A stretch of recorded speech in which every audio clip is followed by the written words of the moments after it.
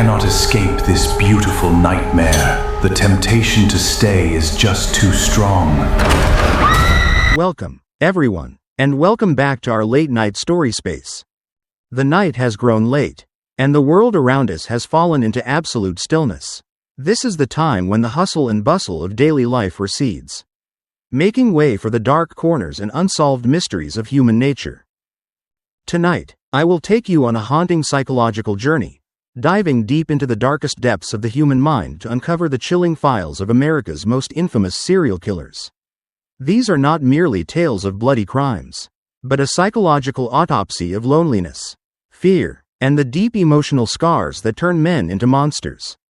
Now, make sure your doors are locked tight, adjust your room lighting just right, pull up a warm blanket, and completely relax your body.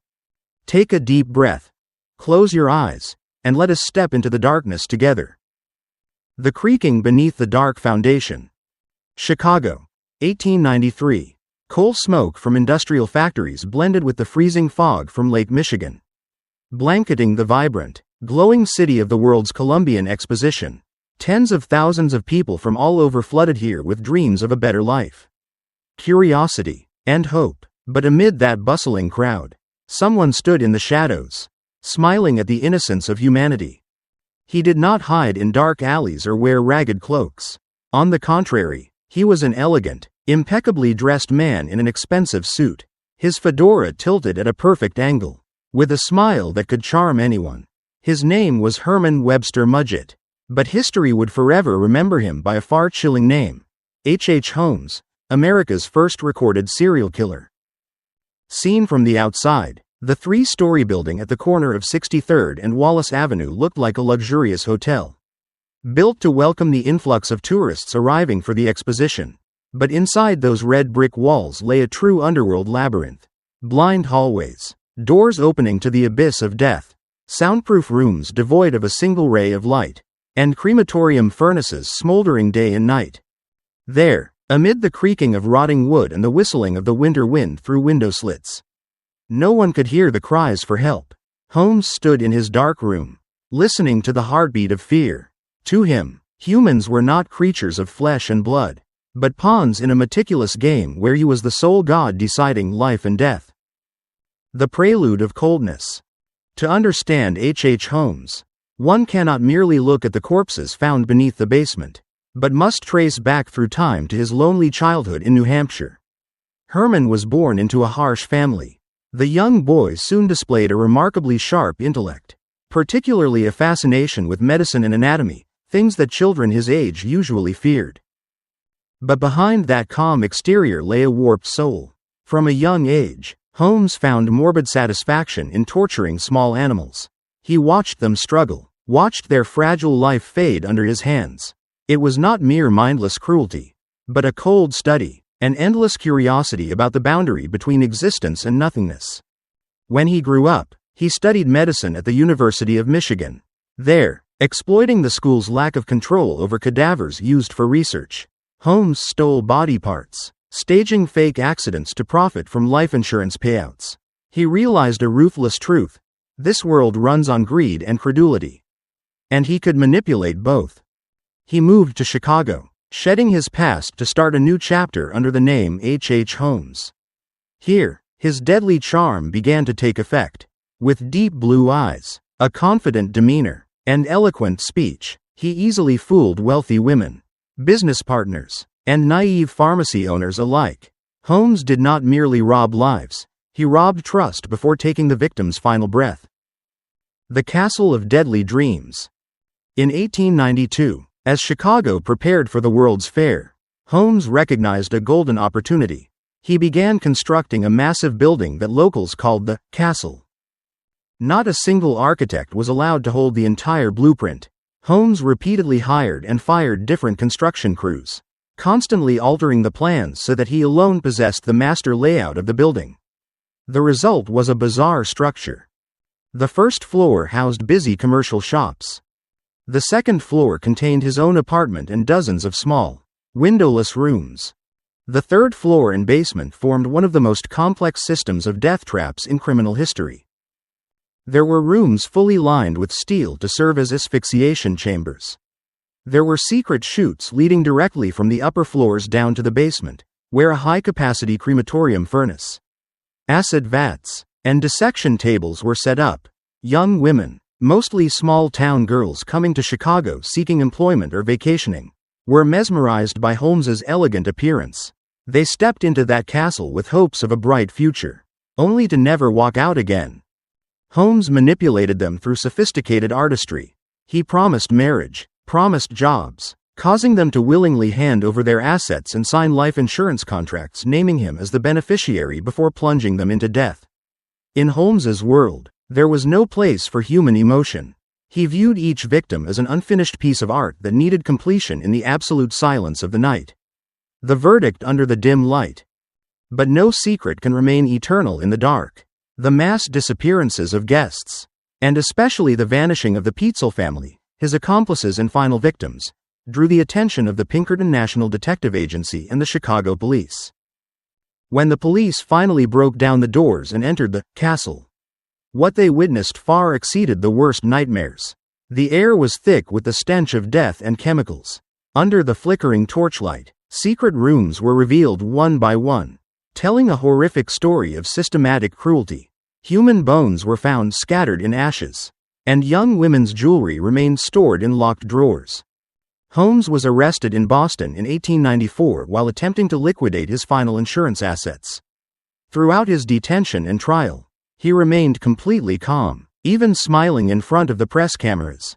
He wrote an autobiography in prison, calmly declaring that he had been possessed by the devil and was transforming into a monster.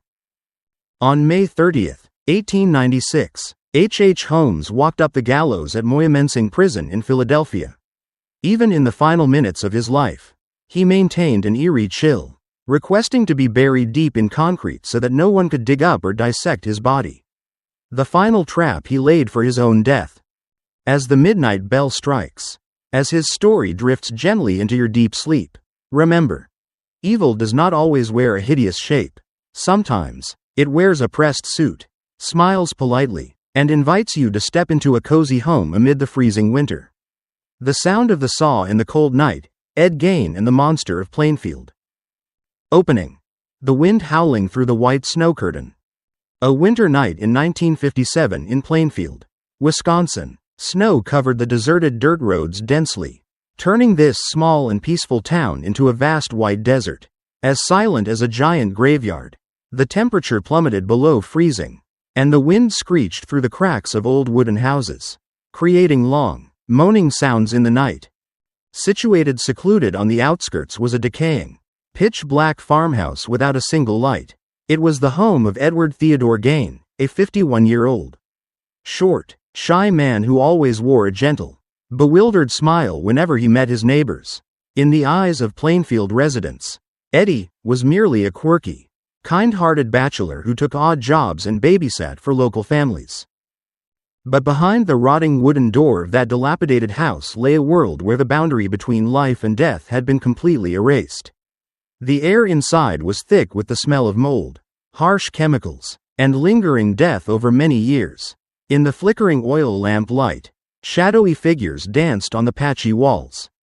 When the police stepped into that dark room to search for Bernice Worden, a local store owner who had vanished earlier that morning, they encountered the most terrifying nightmare in American criminal history. A space decorated not with wooden furniture or ceramics, but with human bones, flesh, and skin. Amidst that horrific scene, Ed Gein stood silently in a dark corner, his eyes vacant yet sparkling with a strange emotion. He did not see himself as cruel. He was merely trying to hold onto what was lost: mother, the castle, and the lifetime sentence. To enter the insane mind of Ed Gein, one must go back to the woman who molded his soul, Augusta Gein, a fanatical, harsh, and utterly manipulative mother. Augusta viewed the outside world as a sinful swamp, full of lustful women and impurity. She isolated her two sons, Ed and Henry, in the secluded farmhouse, forcing them to listen to Bible readings every day and instilling in their heads a wild fear of sex and women. For the weak young boy Ed Gein, his mother was not merely a parent, she was God, the sole standard of the universe. the light and also the darkness encompassing his life. In 1944, his brother Henry died mysteriously in a farm fire, a case where decades later people still suspected Ed was the killer when his brother began opposing their mother. But the true tragedy for Ed occurred in 1945 when Augusta passed away after a stroke. Ed's world collapsed completely. The tower of faith he had leaned on for 39 years crumbled into dust. He locked up the rooms his mother had lived in, preserving every object, every fold of the blanket like a sacred shrine that no one was allowed to touch. He lived in the remaining small, filthy rooms, drowning in desperate loneliness and the groans of longing. He began hearing his mother's voice whispering in the freezing winter nights. Mother demanded a body. Mother demanded a presence. And from the darkness of a psychiatric breakdown, a morbid thought began to sprout. If mother cannot return, he would recreate her with his own hands. The graveyard under the moonlight and the wild dances. By day, Ed Gein was still the gentle, naive neighbor who always smiled when hearing teased remarks from the town's youth. But when night fell, under the dim moonlight of the Plainfield region, Ed transformed into a cold-blooded grave robber. He carefully read obituary notices in local newspapers, looking for middle-aged women who had recently passed away, those whose age and stature resembled his late mother. Shovel in hand, Ed silently crept into secluded cemeteries. Beneath the frozen layer of earth, he meticulously dug, opened coffin lids, and stole bodies that had not yet fully decomposed. Ed brought the bodies back to the pitch-black farmhouse. Using surgical and tanning skills self-taught through books and magazines, he began crafting. He peeled skin, stripped bones, turning human body parts into daily household items. Chairs covered in human skin, bowls made from skulls, belts made from abdominal skin, and most horrific of all, a complete suit made of female skin. On full moon nights, Ed Gein put on that suit of skin, wore a mask crafted from a dead person's face, and danced alone under the moonlight in the farmyard. He felt the cold skin touch his own flesh, and in that crazy moment, he believed he had become one with his mother, that Augusta was resurrected inside his body.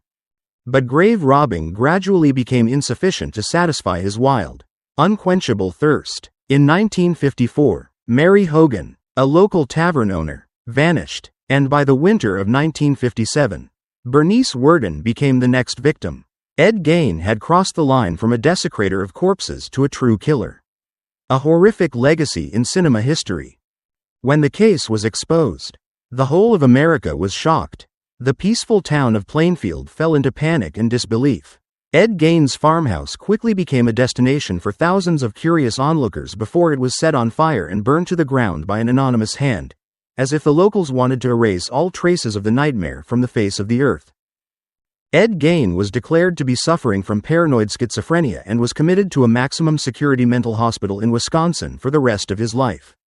Throughout his years of detention, he always proved to be an obedient, polite patient who never expressed remorse or hatred. He lived quietly in his own delusional world until he drew his last breath in 1984. Although the number of victims directly killed by Ed was not as large as other serial killers, his level of horror and psychological abnormality became an endless source of inspiration for Hollywood's horror film industry.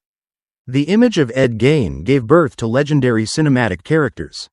Norman Bates in Alfred Hitchcock's classic Psycho, 1960, a psychopath obsessed with his late mother. Leatherface in the Texas Chainsaw Massacre, 1974, a butcher wearing a human skin mask. Buffalo Bill in The Silence of the Lambs, 1991, a killer sewing a suit from the skin of female victims. When late night arrives, when space falls into absolute stillness and the winter wind still rustles outside the window. Listen carefully. Who knows? Amid the creaking of an old house, a sinful soul might still be silently stitching together fragmented memories beneath the dim moonlight. The train ride into nothingness. Ted Bundy and the angel-faced killer. Opening. A autumn smile on a bed of yellow leaves. Autumn 1974 in Washington state. Maple forests turned deep red, and the air began to carry the early season cold rolling down from snow-capped peaks into peaceful university campuses. Amid that poetic scenery, a handsome young man leaned against a light blue Volkswagen Beetle. He wore an elegant turtleneck sweater, his arm wrapped in a bandage, featuring a sharp, handsome face and a smile as warm as the afternoon sun. He walked toward a young female student carrying a heavy stack of books, speaking in a deep, polite voice to ask for her help carrying a few books to his car because his arm was injured. The girl smiled and agreed, her heart filled with trust toward a talented, kind gentleman. But that was the last moment anyone saw her alive. Behind the door of that car, which had its interior handle removed, was not a friendly ride, but a black hole pulling straight down to hell. His name was Theodore Robert Bundy, or Ted Bundy. Unlike the monster Ed Gein who hid in a rotting abandoned house, Ted Bundy lived right in high society, wearing the persona of a promising young intellectual, a talented law student, and a dedicated volunteer. He was the most terrifying embodiment of evil, false perfection. He turned human trust, kindness, and beauty into the most ruthless weapon to take their lives. A scarred soul beneath a charming mask. To understand the dark motives of Ted Bundy, one must dig deep into his complex and intensely arrogant psychological structure. Born into a family full of hidden corners and lies regarding his parentage, Ted grew up with a deep sense of inferiority about his working-class origins. He constantly craved power, recognition, and social status. The biggest psychological turning point occurred when he was dumped by his college girlfriend, a beautiful, wealthy girl from the upper class. That breakup was like a bucket of cold water thrown directly at Ted's extreme ego. He felt humiliated and looked down upon. From the deep instincts within, a wild hatred toward young, beautiful women with center-parted hair began to burn. Ted trained himself. He threw himself into studying, refined his vocabulary, practiced the posture of a future politician, manipulating the minds of those around him with fake charm. He won back his ex-girlfriend, making her fall deeply in love with him, only to cold-heartedly dump her as a form of revenge. But the hatred in Ted Bundy's heart had passed beyond the control of a broken romance. He did not merely want to punish one person, he wanted to control, possess, and completely destroy the young women representing the upper class he both craved and hated. He wanted to become the holder of their existence, the night hunt in the silent room. From 1974 to 1978, Ted Bundy spread a terrifying nightmare across multiple U.S. states, from Washington, Oregon, Utah, Colorado to Florida. His victims always followed the same archetype: young, smart, beautiful girls with long, center-parted hair. Ted's methods were extremely sophisticated. He feigned injury using crutches or posed as a police officer to approach victims in public places during the day. When the victim lowered her guard, he unexpectedly struck her unconscious with a crowbar, shoved her into the Volkswagen car whose door handle and passenger seat had been removed, and drove off to secluded forests. There, amid the chilling silence of the deep woods, Ted Bundy committed the most brutal acts. He did not just murder them. He returned to the crime scenes for weeks on end, applying makeup and combing the hair of decomposing corpses, indulging in a mad sense of power he called absolute possession. To Ted, a victim was only truly obedient and completely belonged to him when she no longer breathed. He was so cunning that he constantly moved between states, changed license plates, erased all physical evidence, turning himself into an invisible phantom beyond the control of the police forces at the time, who lacked DNA technology or federal criminal database systems. Chapter 3. The Final Gambit of an Arrogant Man. In January 1978, after 2 spectacular jailbreaks from Colorado prisons thanks to his slender frame and cunning, Ted Bundy made his way to Florida. There, during a wild night at the Chi Omega sorority house at Florida State University, he broke in and attacked 4 sleeping girls, brutally murdering 2 of them with unprecedented severity. But his madness and loss of control pushed him down a destructive path. A few weeks later, he was arrested while driving a stolen car. Ted Bundy's trial became an unprecedented media event in American history. For the first time, a serial killer trial was broadcast live nationwide. Ted rejected defense attorneys, dressed in a suit, and stood to defend himself in court with a confident demeanor. Smiling and joking with the jury and judge, he turned the courtroom into his own theatrical stage. However, undeniable physical evidence, A bite mark he left on the body of a victim at the Chi Omega house shattered every ornate lie. Judge Edward Cowart sentenced Ted Bundy to death by electric chair, accompanied by bitter yet honest words. "You are a bright young man. You'd have made a good lawyer. But you went the wrong way. Take care of yourself." On January 24, 1989, Ted Bundy stepped onto the electric chair, Old Sparky, at Florida State Prison. Outside the prison walls, hundreds of citizens cheered and set off fireworks to celebrate the death of the angel-faced killer.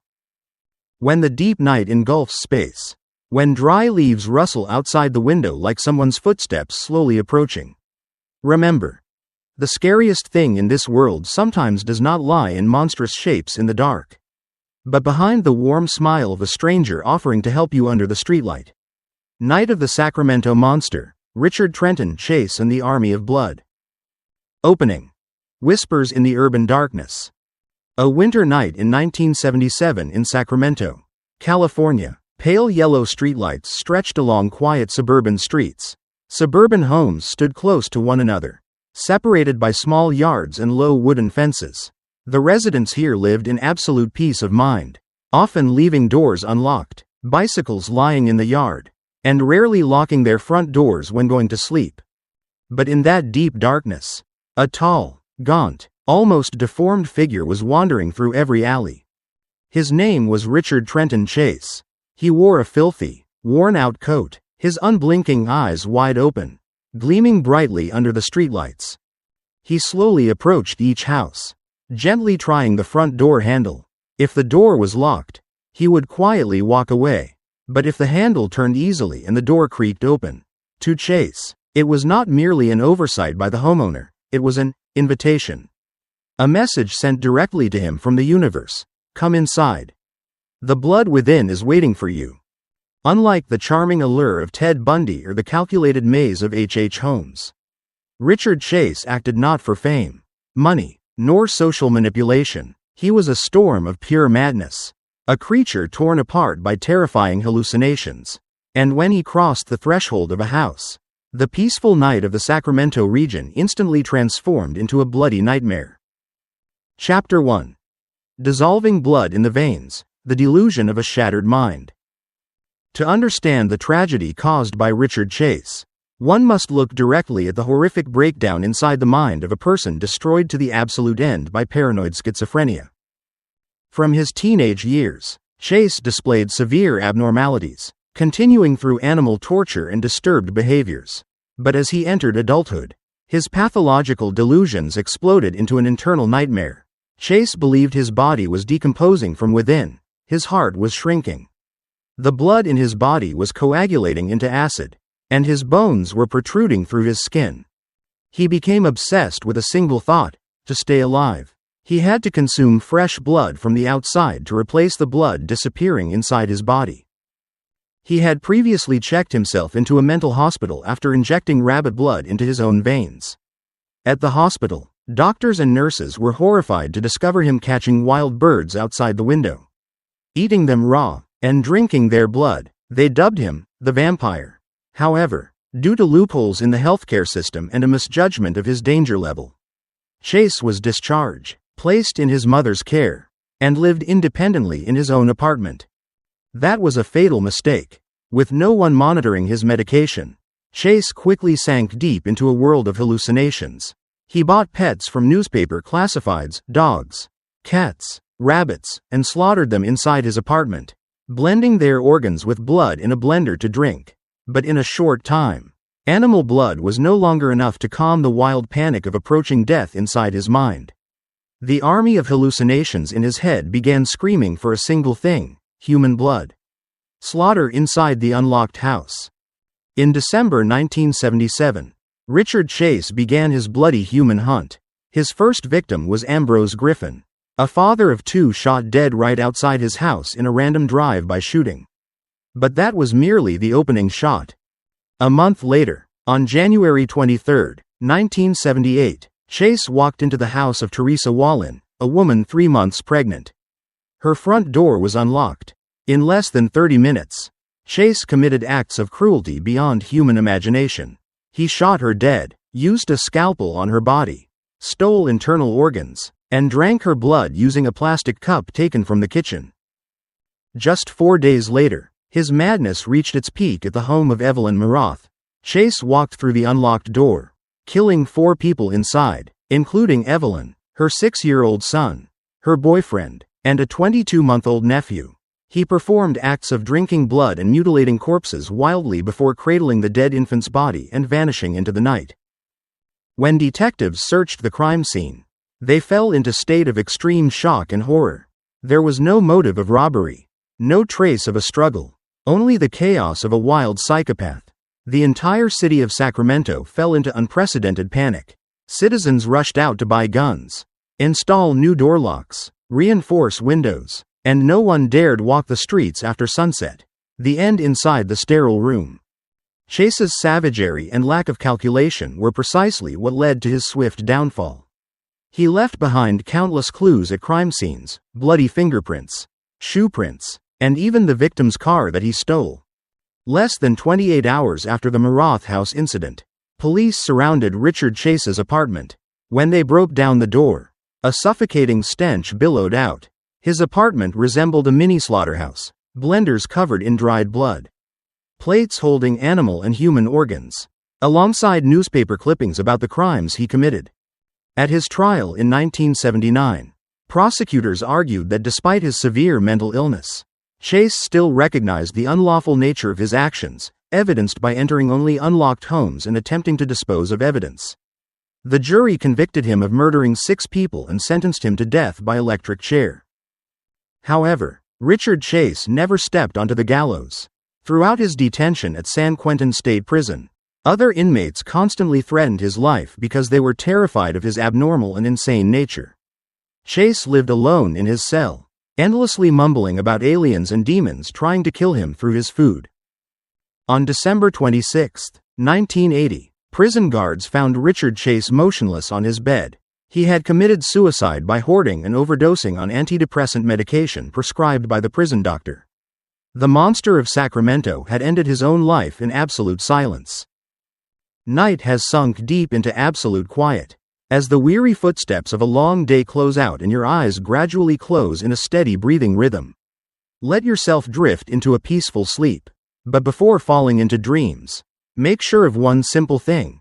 Have you turned your door lock tonight? The Hissing Night in the Furnace, Jeffrey Dahmer and the Monster of Milwaukee. Opening. The stench amidst the neon night lights. A summer night in 1991 in Milwaukee, Wisconsin. The air was muggy, thick with humidity from the Milwaukee River flowing past old apartment complexes. At apartment 213 in the Oxford Apartments building, soft classical music played from a small radio, trying to cover the faint hissing sound of a refrigerator running at full capacity in the night. Residents living around apartment 213 had long been accustomed to the strange, foul odors wafting through the door cracks, a harsh smell of cleaning chemicals mixed with the lingering odor of rotting flesh over many months. When they knocked on the door to complain, the apartment owner, a 31-year-old man with blonde hair, wire-rimmed glasses, a gentle appearance, and an ever-calm voice, would politely apologize. He explained that his refrigerator was broken, or that frozen meat had spoiled. His name was Jeffrey Dahmer. In the eyes of his coworkers at the chocolate factory, Dahmer was a lonely, quiet laborer who never caused trouble with anyone. But behind the door of apartment 213 was a museum of horror, where human nature was stripped down to every fiber of flesh. When a fortunate victim managed to escape and led the police back to the apartment on the night of July 22, 1991, even the most seasoned firefighters and police officers broke down.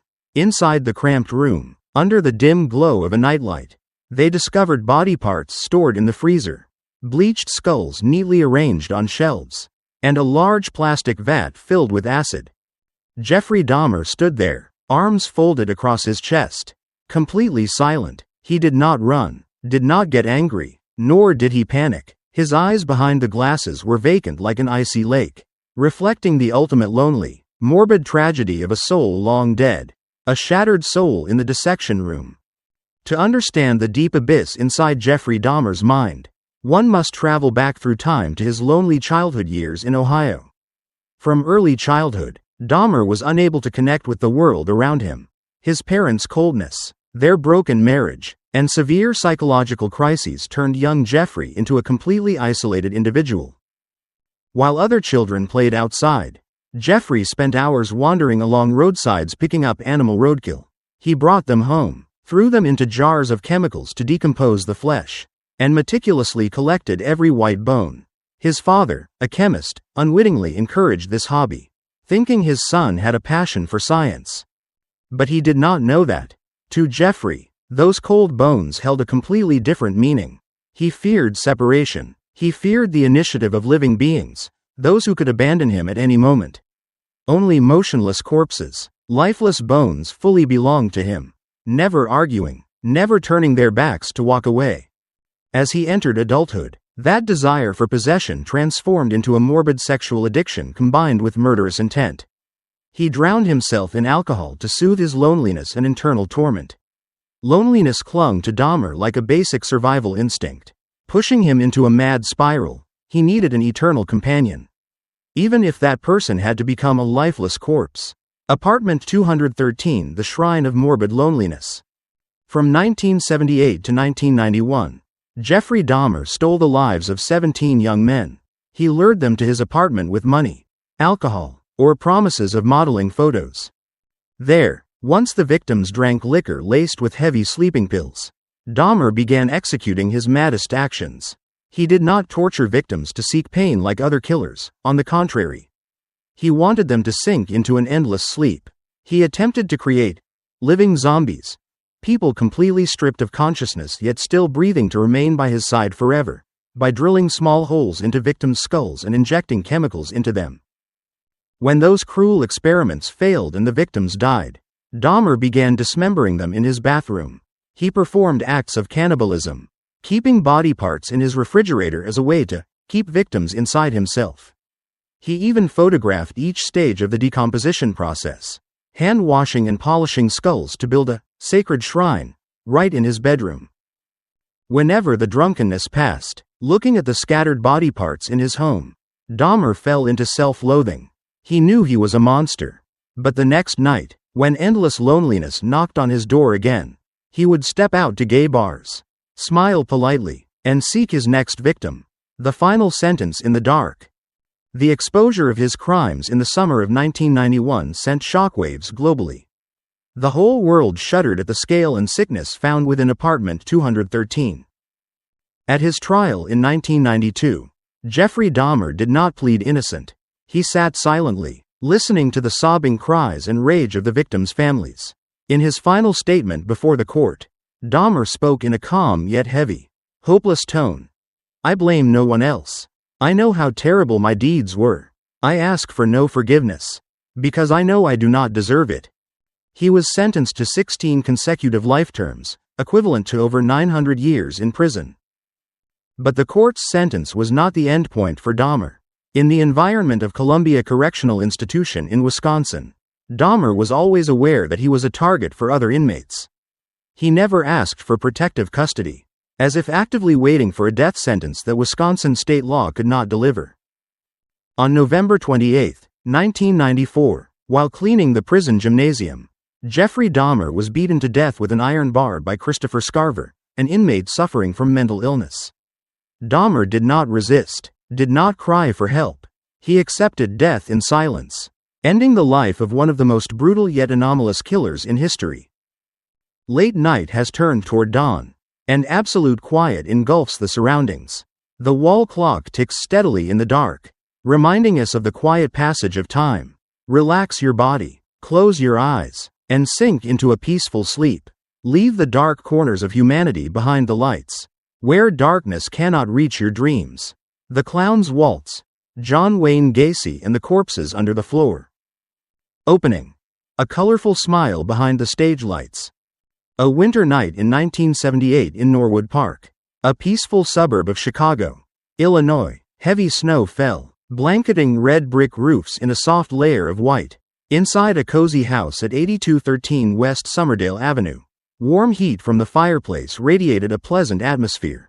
A chubby, middle-aged man with a kindly face sat relaxing in a plush armchair. In this neighborhood, Everyone knew John Wayne Gacy. He was the model citizen of the American dream, a successful building contractor, an active member in local charity activities, and had even posed for photos with the First Lady of the United States. On weekends, he donned vibrant costumes, painted his face white with red lips, transforming into Pogo the Clown, to bring laughter to hundreds of children at pediatric hospitals. But when night fell, when the applause of the crowd faded and the face paint was washed away, the clown Pogo retreated into his own darkness. Under the floorboards of that well-appointed home, right beneath the feet of guests attending Geisha's weekend barbecues, lay a pit of despair. The air under the crawlspace was thick with lime dust, decomposing chemicals, and the lingering stench of death accumulated over many years. For a long time, Gacy always explained to his wife and neighbors that the strange, foul smell was merely due to a broken drainage system or winter moisture.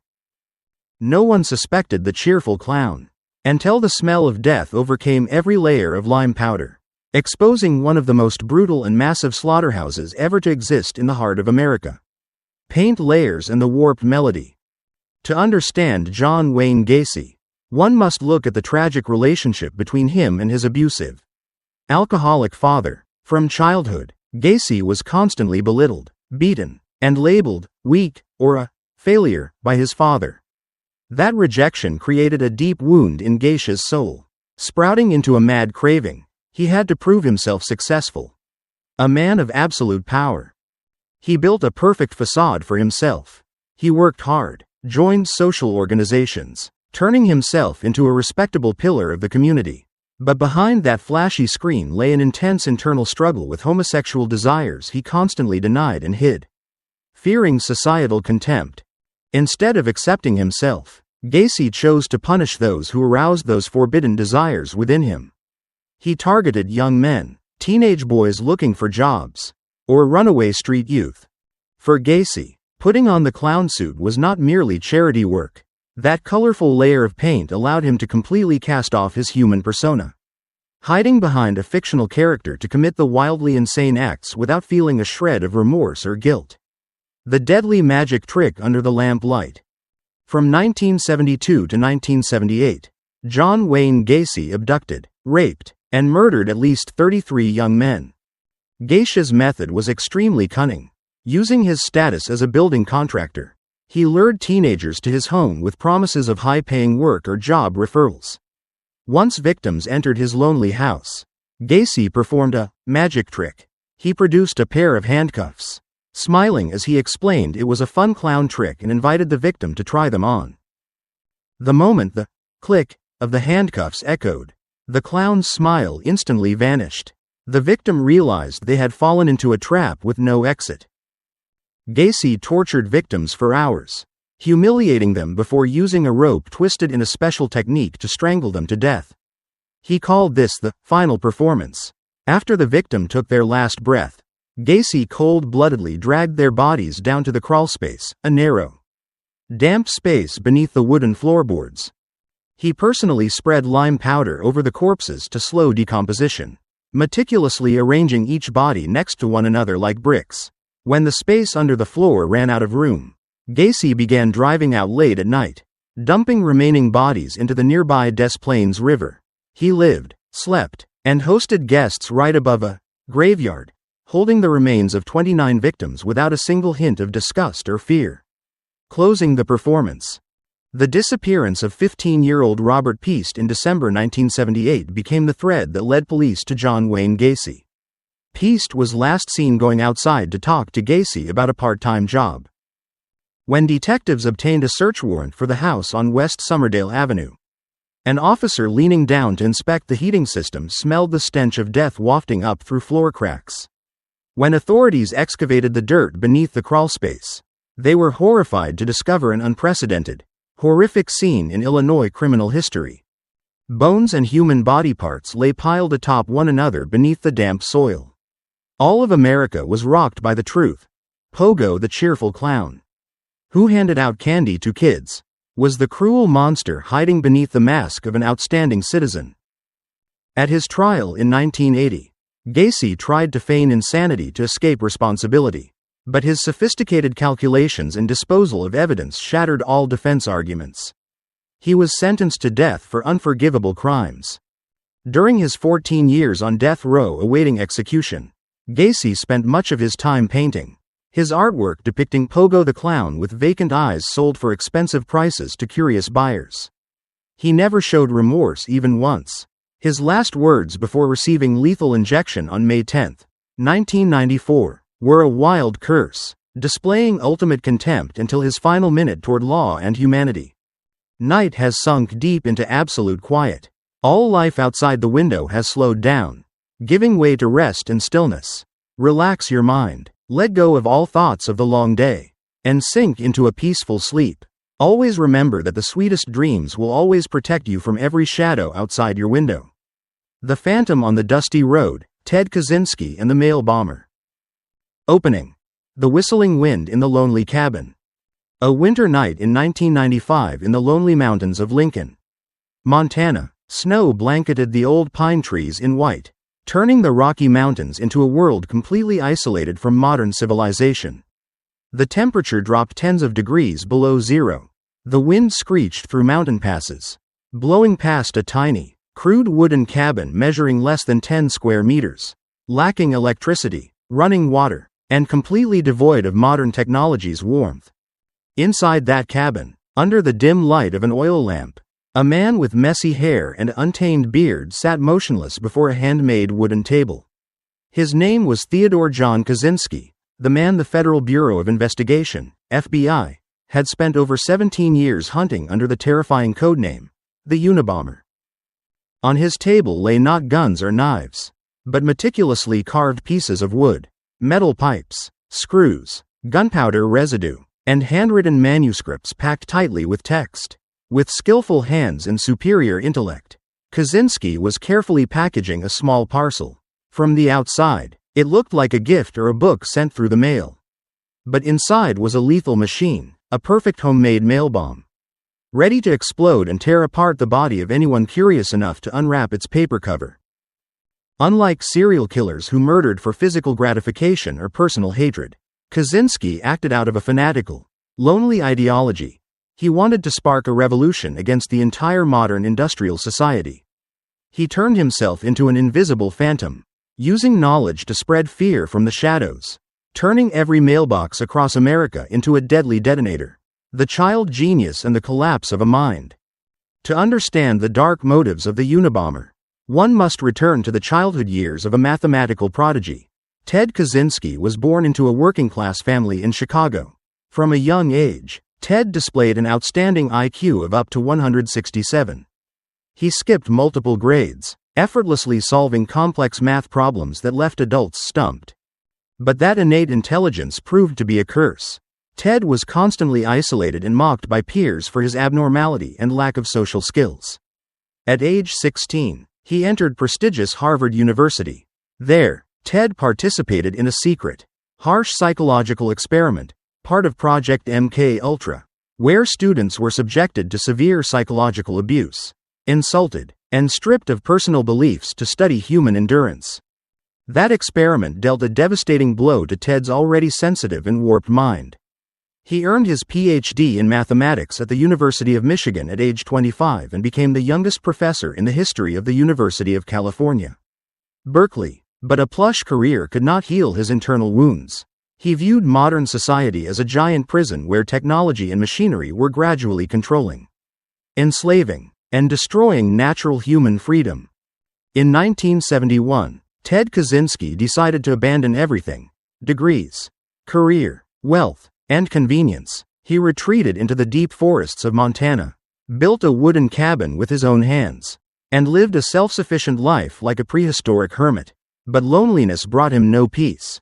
From inside his cold cabin, he watched concrete roads encroach upon the forest, hearing bulldozers roar and break nature's peace. The rage inside him exploded into a murderous rampage under the guise of an ideal. 17 years and deadly parcels. From 1978 to 1995, Ted Kaczynski launched a mail bombing campaign spanning nearly 2 decades, the longest and most expensive manhunt in FBI history.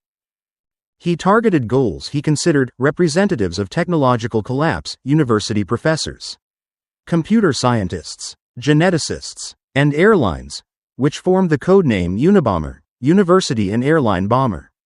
Kaczynski's bombs were crafted entirely by hand using scavenged wood and metal scrap, leaving no traceable origins. He even personally engraved the letters FC, short for Freedom Club, onto small internal parts as a challenging personal signature. His methods were extremely ruthless and precise. A book sent to a professor's office. A wooden box sitting in a research institute parking lot. When the victim opened the box, spring force would trigger the detonator, turning sharp metal fragments into shrapnel tearing through their bodies. 16 bombs were sent, claiming 3 lives and severely injuring 23 others, leaving many permanently without hands or sight.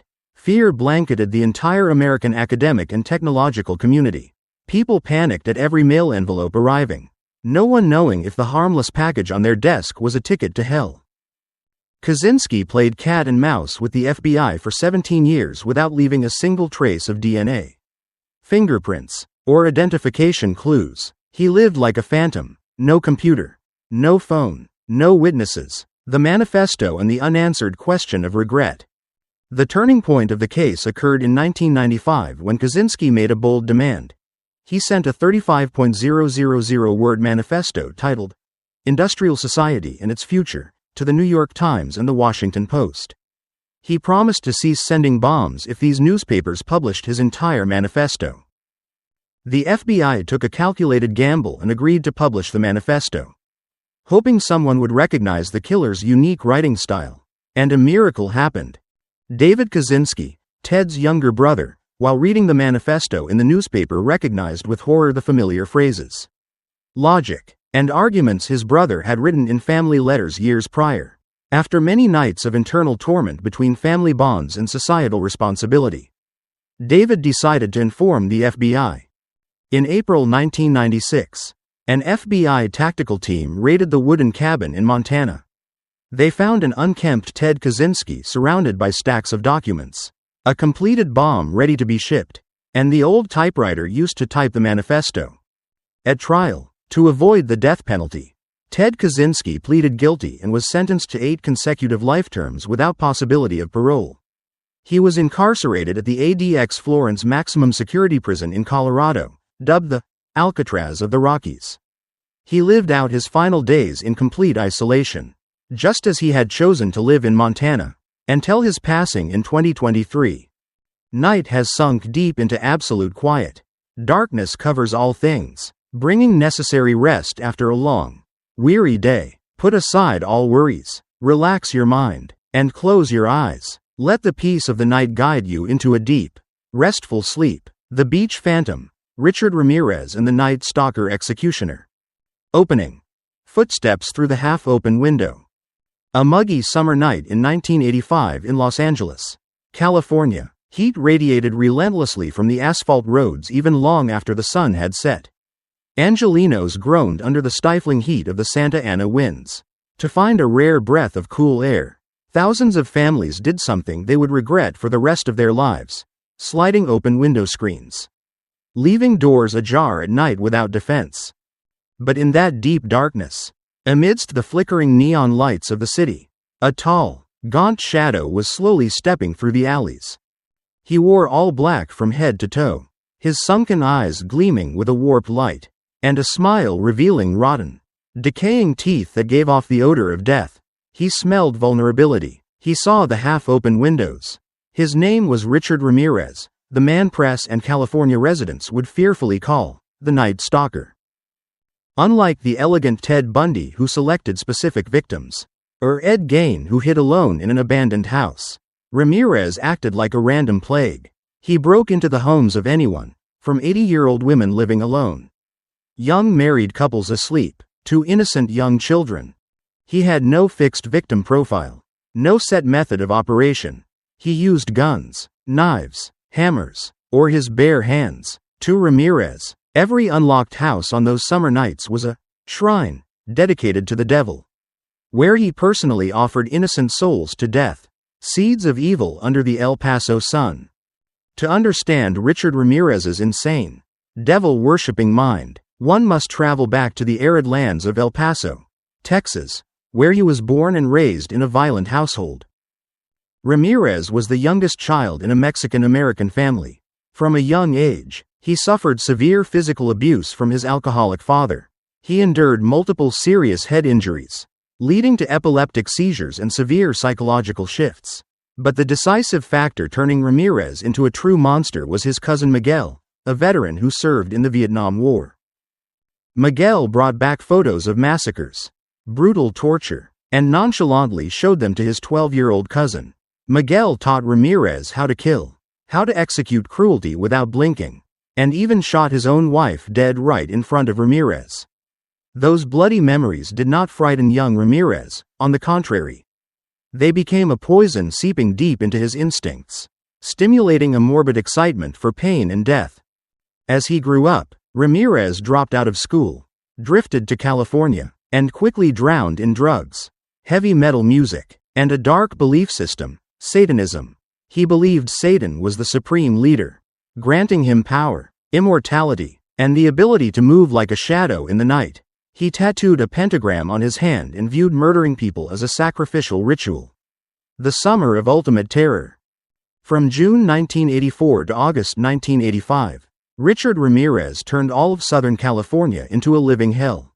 He broke into homes at 2 o'clock or 3 a.m., the time when victims were in their deepest sleep.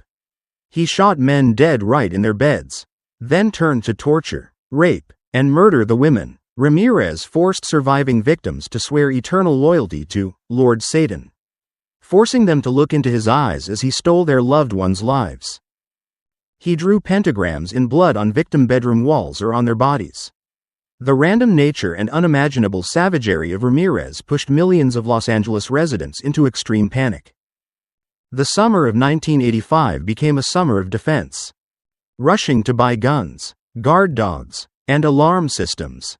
Sales of door locks and iron gates hit record highs. Despite the stifling summer heat, no one dared open windows or step into the backyard after sunset. A city usually filled with bright lights and bustling life fell into a terrifying hush. People whispered nervous warnings to one another every night. Lock your doors tight. The night stalker is out there. The verdict in the media spotlight. His arrogance and heavy drug addiction caused Ramirez to start making mistakes. During an attack in August 1985, a victim miraculously survived and remembered the old Toyota car he used to escape.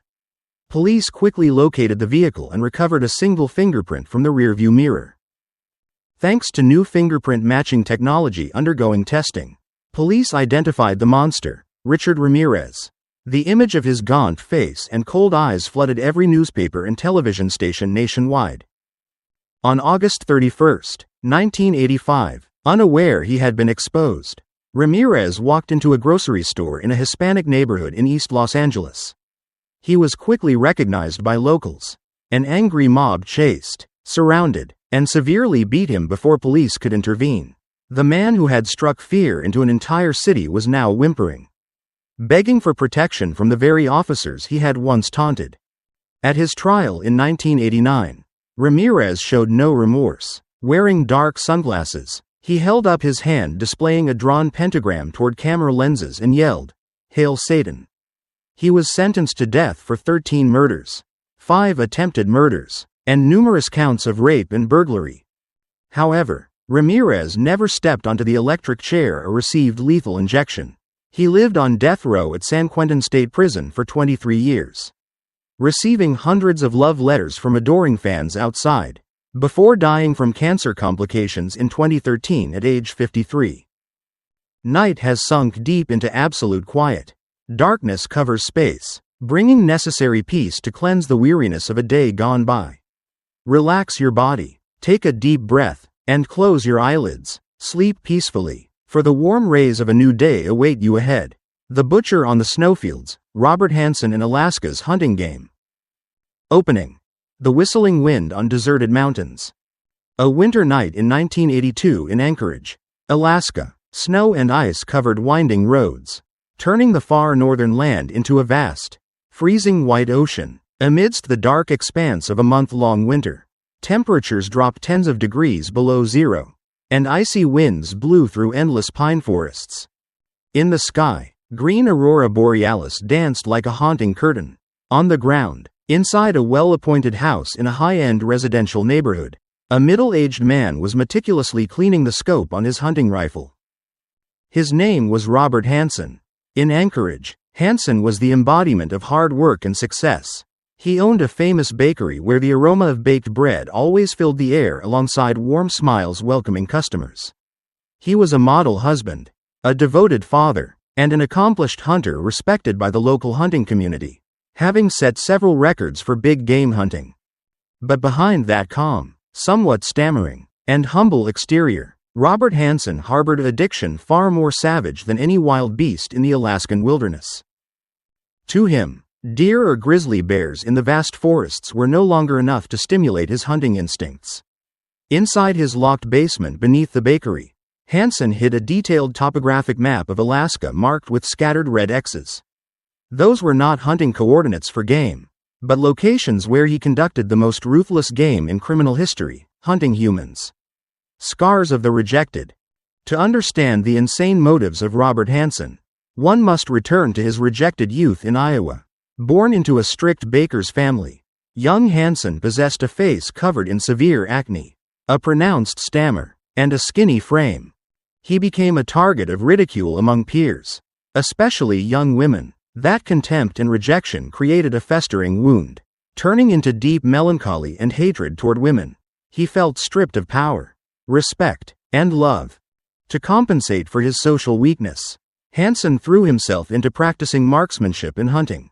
He developed tracking and shooting skills that reached a supreme level. The bow and hunting rifle became tools helping him regain a sense of control. When raising a gun, he was no longer a mocked, stammering man. He was the holder of life. When moving to Alaska in the 1960s, Hansen found a perfect environment, a wild, vast terrain where disappearances were easily buried by endless blizzards. Here, he targeted the most vulnerable women in society, nightclub dancers, sex workers in Anchorage's red light district, people he believed could vanish without anyone truly caring to search. The final game in the deep forest. From 1971 to 1983, Robert Hansen abducted and murdered at least 17 young women. His method was sophisticated and sickening to a chilling degree. He used money or guns to coerce victims, taking them to his private house when his family was away, or locking them in his secret basement. After violating them, Hansen did not simply murder them on the spot. He bound them, loaded them onto his private Piper Super Cub airplane, and flew straight into remote, wild mountain areas, places with no roads, no radio signals, and completely devoid of human footprints. When the plane landed on lonely frozen riverbanks, Hansen untied the victims. He gave them a false chance at survival. Run.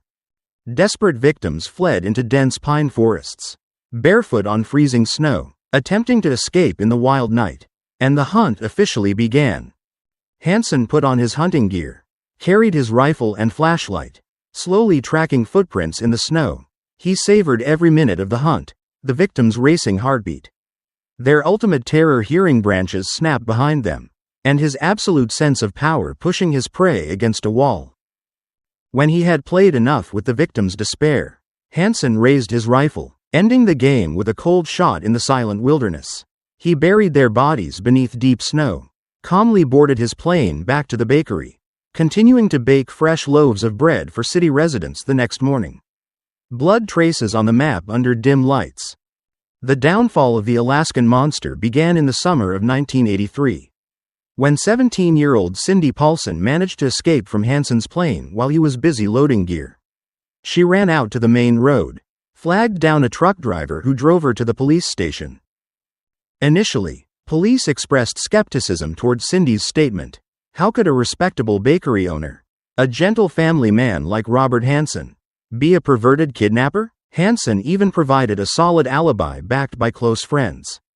However, FBI criminal profiler Roy Hazelwood saw the big picture, connecting a series of missing dancer cases in Anchorage and identifying the psychological hunter pattern. Police gathered sufficient evidence to obtain search warrants for all of Hansen's properties. In October 1983, Police raided Hansen's house. What they found in the secret basement shattered every layer of lies. Jewelry and ID cards belonging to missing victims hidden in wall cavities. A hunting rifle stained with dried blood matching bullet heads recovered from victim corpses. A map of Alaska marked with bright red X's, coordinates of graveyards, deep in the forest. Confronted with undeniable evidence, the cold-blooded hunter finally bowed his head and confessed. He was sentenced to 461 years in prison without possibility of parole. Hansen lived out his remaining years in the Anchorage Maximum Security Facility, completely isolated until he took his last breath in 2014 at age 75. Night has sunk deep into absolute quiet. The winter wind whispers outside the window like lulling all things into a peaceful sleep. Shed all worries of the long day. Relax your mind, and enjoy the warm, safe space inside your room. Close your eyes and fall into a deep sleep, where only gentle dreams await. The Green River Killer, Gary Ridgway and the Children of the Green River. Opening. Water flowing past silent bones. Late night in 1982 in South King County, Washington State. Drizzling rain had fallen continuously for weeks, turning misty roads into mud traps. The dark Green River rushed through wild canyons and dense pine forests, carrying the freezing cold of the Pacific Northwest. Under flickering streetlights along Highway 99, an old gray-blue pickup truck slowly rolled past red light districts. The man behind the wheel was a middle-aged man whose appearance completely blended into crowds. A rough face, ordinary parted hair, a smile so gentle it was almost invisible. His name was Gary Leon Ridgway. At the Kenworth truck painting plant, Ridgway was a dedicated, quiet worker who performed diligently for 20 years without being late once. He was a family man, attended church regularly on weekends, and eagerly helped neighbors fix their houses. But when the clock struck midnight, when thick fog covered the Green River, that gentle painter stripped off his mask. In the back of his pickup truck lay not paint tools or goods, but the presence of death. For 2 decades, Ridgway turned remote riverbanks and eerie forest edges into his private graveyard. He dumped bodies into rushing currents or buried them under damp leaves, then calmly returned home to hold his wife in bed, as if taking a life was as simple as washing an old paint smudge off his hand. Quiet rage beneath a still shell. To understand the monster hidden inside Gary Ridgway, one must look at his trauma-filled childhood and years of psychological distortion. Ridgway grew up in a family where his mother possessed an extremely dominant, harsh personality, constantly belittling his father. Ridgway both feared and deeply loathed his mother. That melancholy combined with persistent bedwetting into adulthood made him a target of ridicule, sinking him into complete emotional isolation. He suffered from personality disorders and possessed an average to low IQ.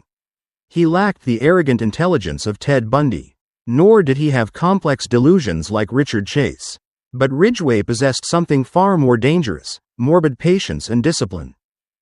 His hatred for his mother transformed into hatred for women working in prostitution and runaway girls. Ridgway viewed them as easily replaceable creatures whose disappearance would not create huge shockwaves.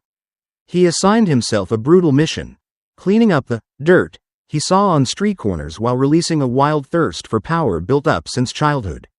The River of Blood and the Memory Game. From the early 1980s to the late 1990s, Gary Ridgway took the lives of at least 49 women, making him one of the serial killers with the highest victim counts in American history. Ridgway's method was simple yet lethal. He used money to lure young girls into his truck. To lower victims' guard, he kept photos of his son on the dashboard, crafting the image of a loving father. When the victim turned away or lost focus, Ridgway unexpectedly used his hands or a rope to strangle them from behind until they stopped breathing. Afterward, he brought bodies to hide in remote areas along the Green River or woods surrounding Seattle. The scariest aspect of Ridgway was his memory and cold-blooded precision. He returned to crime scenes multiple times, not out of remorse, but to tend to corpses, alter evidence, and indulge in absolute possession. He stripped jewelry and clothes from victims, used cleaning agents to erase fingerprints, and even scattered candy wrappers and garbage around to confuse search dogs. He remembered every tree trunk and rock cavity where he left each victim over decades. King County Police formed the Green River Task Force to hunt the killer. They interviewed thousands of individuals, including Gary Ridgway in 1987. He even passed a polygraph test due to an unimaginably cold heart rate. Police had to release him due to lack of direct evidence, leaving the monster free to wander in the dark for over a decade longer. The final tune under DNA lights. As time passed, forensics technology made giant leaps forward. In 2001, forensic scientists utilized advanced DNA analysis techniques to re-examine dirt and fluid samples recovered from early Green River victims in the 1980s. The results returned a 100% exact match with Gary Ridgway's blood samples stored since his 1987 interview. In November 2001, the 52-year-old truck painter was arrested just as he stepped out of his workplace. All of America was stunned. Seattle residents could not believe the man who spread a 2-decade nightmare was the gentle neighbor who smiled and greeted them every morning. To avoid the death penalty, Ridgway made an unprecedented plea deal. He agreed to confess to all crimes and personally guide police to every body site deep in the woods. He nonchalantly admitted to murdering 71 women, though police could only verify 49 cases. At his 2003 trial, Ridgway sat silently, bowing his head as he listened to painful sobbing from victims' families. He was sentenced to 49 consecutive life terms without possibility of parole, permanently imprisoning him within the four walls of Washington State Penitentiary. Night has sunk deep into absolute quiet. Darkness covers all things, bringing necessary peace to cleanse the weariness of a day gone by. Relax your body, take a deep breath, and close your eyelids. Sleep peacefully, for the warm rays of a new day await you ahead. Classroom Nightmare. Seung-Hui Cho and the Dark Curtain at Virginia Tech. Opening. Alarm bell burning in autumn fog. An autumn night in 2007 in Blacksburg, Virginia, the Blue Ridge Mountains sank into dense fog, blanketing the poetic campus of Virginia Polytechnic Institute and State University, Virginia Tech. Unfinished Gothic red brick buildings stood silently under pale yellow streetlights. The cool October air made the scenery resemble a peaceful painting reserved for intellect and youthful dreams. But inside a cramped dormitory room on a high floor, a young man sat motionless before a computer screen. His name was Seung-Hui Cho. He wore a plain gray t-shirt, his face showing absolutely no emotion. His eyes were dry and vacant, staring into empty space. Surrounding him were meticulously printed and organized documents, self-recorded video clips, and 2 clean semi-automatic handguns. He spoke not a word to his roommate, making no sound. He lived like an invisible phantom right among tens of thousands of lively students. Unlike serial killers seeking physical gratification over years, Seung-Hui Cho harbored a wild rage accumulated from isolation and internal paranoia. He turned himself into a ticking time bomb.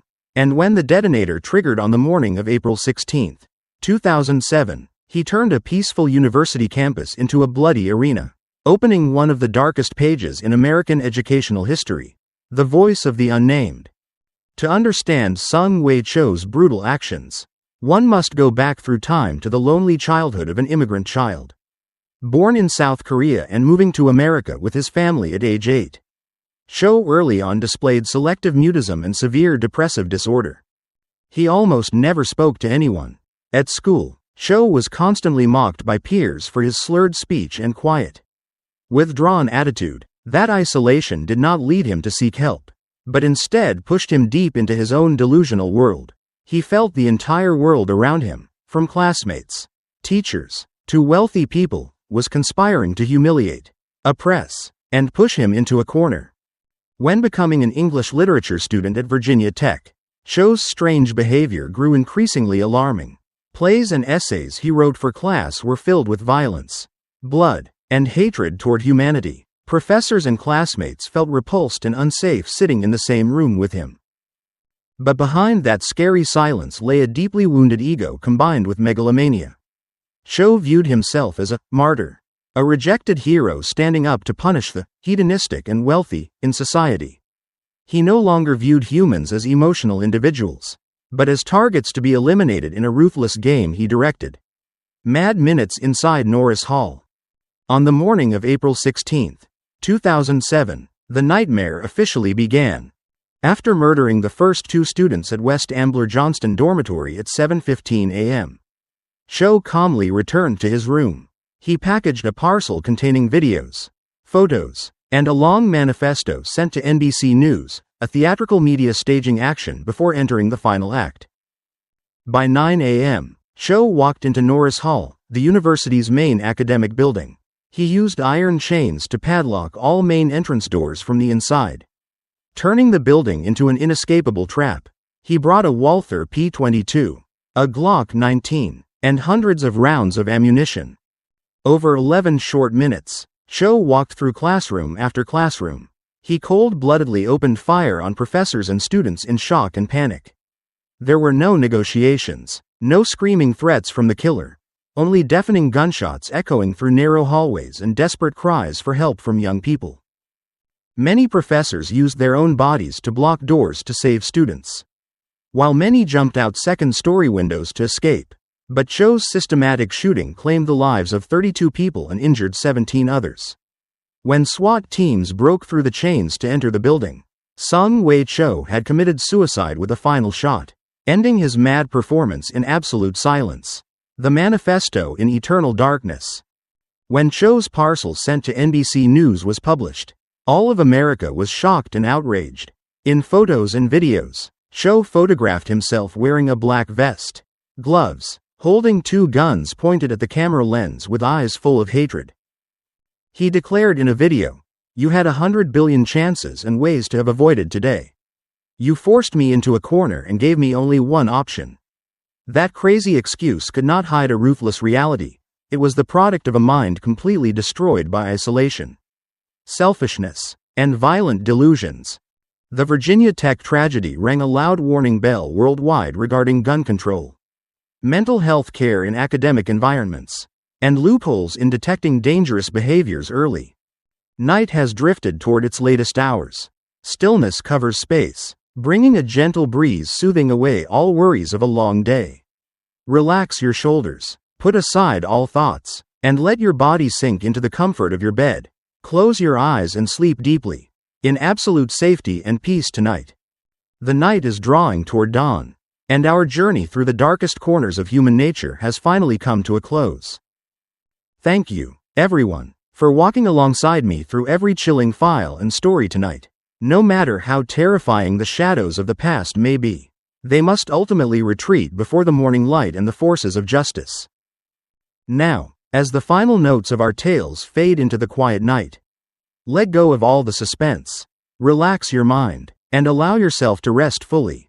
I hope this space has brought you moments of fascination, reflection, and a deep sense of complete safety within your own room. Don't forget to subscribe to the channel so we can meet again on our next journey into the unknown. But for now, I wish you all a restful sleep and the peaceful dreams. Good night, and see you next time.